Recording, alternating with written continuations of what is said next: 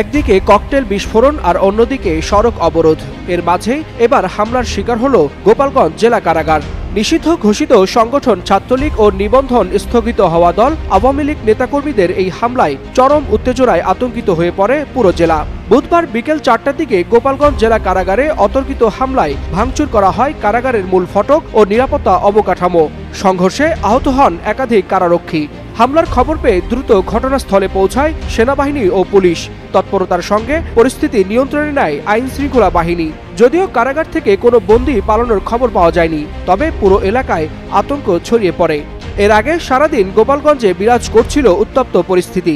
সকালে সদর উপজেলার ঘোনাপাড়া টেকেরহাট আঞ্চলিক সড়কে গাছ কেটে অবরোধ সৃষ্টি করে নিষিদ্ধ সংগঠন ছাত্রলীগ ও আওয়ামী লীগের নেতাকর্মীরা। এ সময় সড়ক দিয়ে যাওয়ার পথে ইউএনওর গাড়িবহরে হামলা চালানো হয়। এর কিছুক্ষণ পর গোপালগঞ্জ সদরের উলপুর এলাকায় পুলিশের একটি গাড়িতে হামলা চালিয়ে তা ভাঙচুর করে আগুন ধরিয়ে দেওয়া হয়।